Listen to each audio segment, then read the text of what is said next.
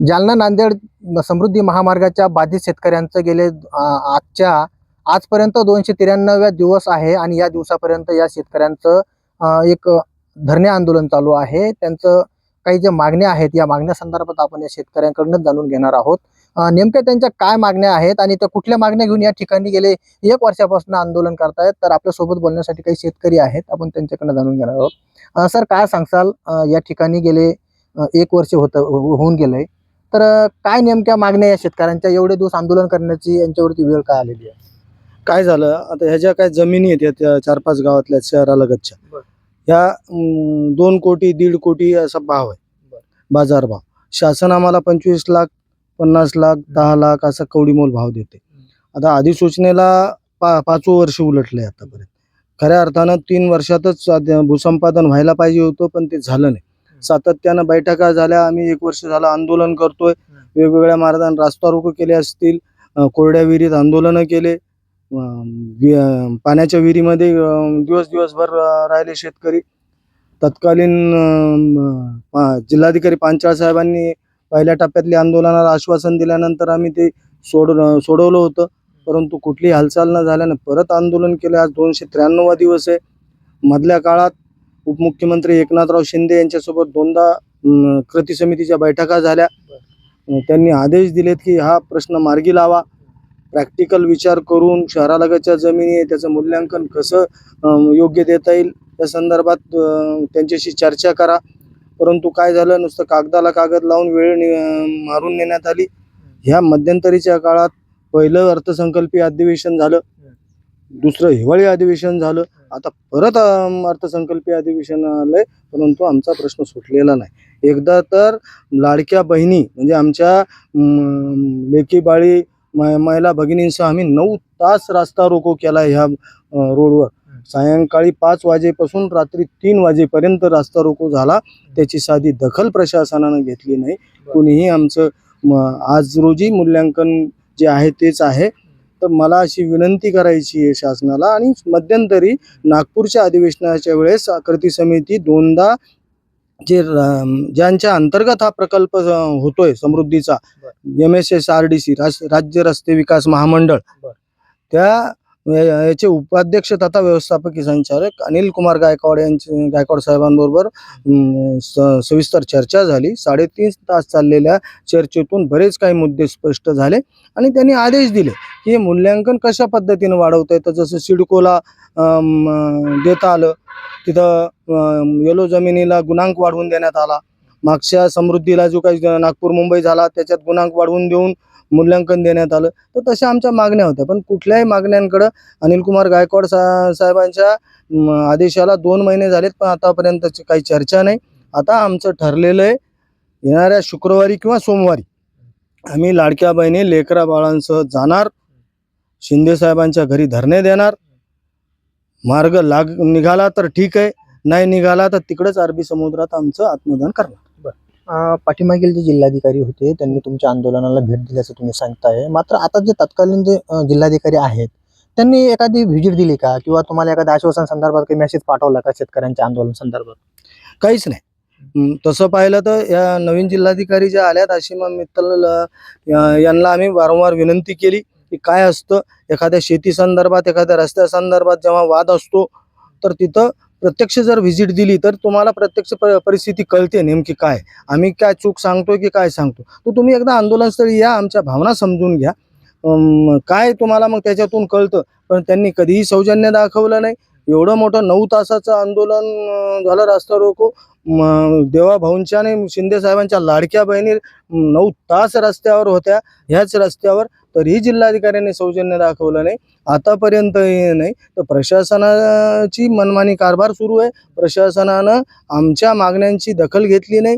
जे स्वतःहून काही बऱ्याचदा काय होतं की विचारणा होते वरून की का थांबलेली प्रक्रिया, शेतकऱ्यांचं काय म्हणणं, तर हे जिल्हा प्रशासनानं कळवायला पाहिजे वरिष्ठ अधिकाऱ्यांपर्यंत की यांच्या अशा मागण्या ह्या रास्त स्वरूपाच्या आहेत, या दिल्या गेल्या पाहिजेत। असा प्रस्ताव जर जिल्हाधिकाऱ्यांनी पाठवला असता तर मला वाटतं हा प्रश्न मार्गी लागला असता। परंतु आजपर्यंत आम्ही सातत्यानं विनंती करूनही, वरून आदेश देऊनही त्यांनी इकडे आंदोलनस्थळी येण्याचं सौजन्य दाखवलं नाही आणि आमच्या मागण्या समजून घेतलेल्या नाही। या ठिकाणी प्रशासकीय अधिकारी कुठली दखल घेत नसल्याचं तुम्ही म्हणताय. बरं, स्थानिक लोकप्रतिनिधींनी काही तुम्हाला व्हिजिट दिली का, किंवा स्थानिक लोकप्रतिनिधी जे आहेत त्यांनी काही कुठं आवाज उठवला का, किंवा या आंदोलन संदर्भात काही चर्चा झाली? उठवला ना. जे या विधानसभा क्षेत्राचे आमदार आहेत माननीय अर्जुनरावजी खोतकर साहेब, हे सातत्यानं आमच्या पाठीशी आहेत. त्यांनी सातत्यानं पाठपुरावा केला. त्यांच्या माध्यमातून अनेक मिटिंगा लागल्या. उपमुख्यमंत्री शिंदे साहेबांबरोबर बैठका त्यांच्याच प्रयत्नानं लागल्या. अनिल कुमार गायकवाड साहेबांबरोबर बैठक त्यांच्याच प्रयत्नानं लागली. ते बरोबर होते, आजही ते बरोबर आहे. त्यांनी आणि आम्ही इशारा दिलेला आहे की जोपर्यंत हा प्रश्न मार्गी लागत नाही तोपर्यंत एक इंचही जमीन आम्ही घेऊ देणार नाही. तुम्ही जर बघितलं तर समोर यंत्रणा येऊन उभिली ॲपको कंपनीची, ती समोर आहे. 8 महिने झाले त्यांना आम्ही खाली उतरू दिलेलं नाही, उतरूही देणार नाही. रक्ताचे पाट वाहिले तरी आम्ही जमिनी देणार नाही, हे लक्षात घ्या. आणि आणखीन एक तुमच्या माध्यमातून सांगतो की आता त्यांच्या कॉन्ट्रॅक्टला 3 वर्ष झालेत.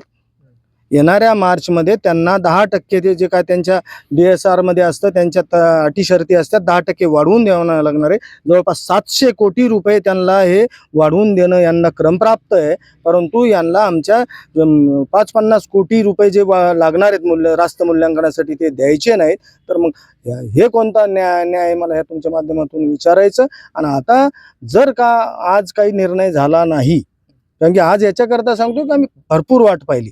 आता उद्या सुट्टी आली, 1 दिवस परत कार्यालय, शनिवार रविवार सुट्टी आली, नंतर अधिवेशन चालू होणार आहे. तर त्याच्यामुळं आम्ही आजच्या नंतर कुठलंही ऐकणार नाही. आम्ही आमचा निर्णय फायनल आहे. जमीन तर देणार नाही, परंतु जे काय बरं वाईट होईल ते महाराष्ट्राच्या पुरोगामी इतिहासाला परवडणारं नसेल, काळीमा फासणारं असेल आणि जालन्याचं नाव वेगळ्या अर्थानं देशभर गाजलं जाईल. नक्कीच. या शेतकऱ्यांच्या ज्या व्यथा आहेत, या व्यथा मोठ्या दुःखाने या ठिकाणी ते सांगतात. कारण 1 वर्ष जर प्रशासन दखल घेत नसेल तर खरंच एक खेदजनक बाब या ठिकाणी म्हणावी लागेल. काही शेतकरी आणखी आहेत. काय सांगसाल, काय आहे तुमचा पवित्रा? यानंतर गेले इतक्या दिवसानंतर आंदोलन चालू आहे, नंतरचा पवित्रा कसा असेल, काय विषय? आमच्या आंदोलनाचा प्रश्न असा आहे, 1 वर्ष झालं सरकारनं आणि प्रशासनानं मनमानी आमच्यासोबत केलं. आम्हाला जो मागचा नागपूर मुंबई हायवे रोड झाला, तो प्रकल्प झाला, आम्हाला तसं वाटलं आम्हाला तसे काही अनुमती भेटल, पण आमच्यावर खूप अन्याय केला. असा अन्याय केला म्हणजे आमची 1 एकर जमीन ती 1 गुंठ्याच्या भावात बी घेऊन नाही देऊन राहिली. 1 गुंठा जमीन बी भेटत नाही, ते एकरचे भाव देऊन राहिले. आज 12 लाख रुपये गुंठा बी जमीन मिळत नाही. इथं ते 1 एकर जमीन 12 लाखात आणि 25 लाखात घ्याले. 100% आमच्याकडे हे सरकार आणि प्रशासन अन्याय करायला लागले. 1 वर्ष झाले या आंदोलनाला चालू. आंदोलनची दखल भलते लोक इथे येऊन गेले, मोठमोठे अधिकारी येऊन गेले, केंद्रातले महाराष्ट्र सरकारचे लोक येऊन गेले.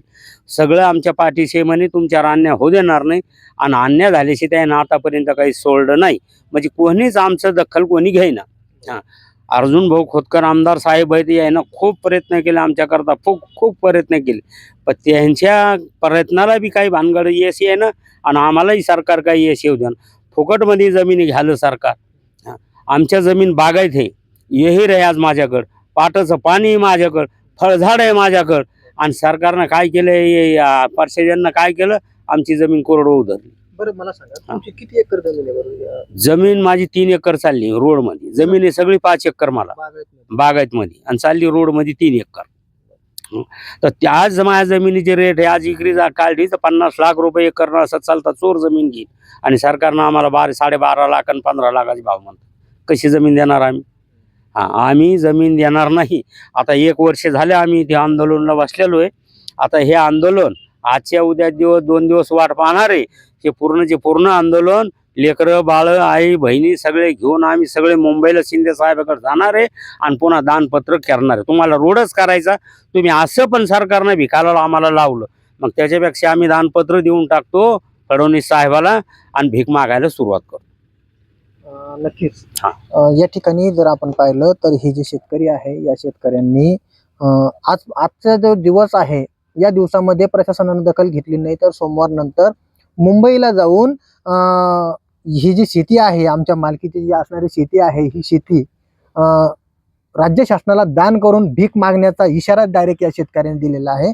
आणखी काही तरुण शेतकरी देखील आपल्या सोबत आहे, आपण त्या शेतकऱ्याकडनं पण जाणून घेणार आहोत.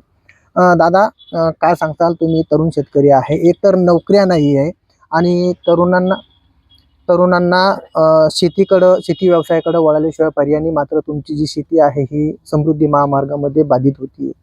काय तुमची मागणी आहे, एवढे दिवस आंदोलन करतायत? आमच्या आंदोलन राठी साहेबाच्या मार्गदर्शनाखाली चालू आहे.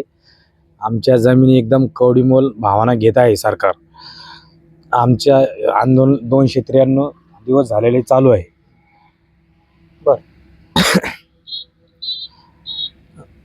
आमच्या इथे मेघनाताई बोर्डीकडे येऊन भेट देऊन गेलेल्या. त्यांनी फक्त आश्वासन देऊन चालल्या गेल्या, फक्त हे करू ते करू काही, पण आतापर्यंत त्याचं काहीच याच्यावर आलेलं नाही, कागदावर आलेलं नाही.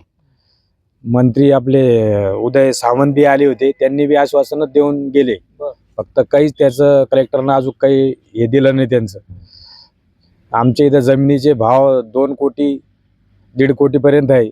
आतापर्यंत फक्त 25 लाख रुपये भाव देत आहे जमिनीला. बरं, काय तुमची पवित्रा काय असेल जर आज दखल घेतली नाही प्रशासनानं तर? जर आमची दखल नाही घेतली तर आम्ही आता बंबई गाठणार आहे. त्या ठिकाणी काय काय आंदोलनाची इशारा असणार आहे का काय? आंदोलनाचा इशारा म्हणजे आम्ही दानपत्रच करून देणार आहे. या ठिकाणी हे जे शेतकरी आहे, या शेतकऱ्यांनी मोठा पवित्र या ठिकाणी घेतल्याचं आपल्याला दिसतंय.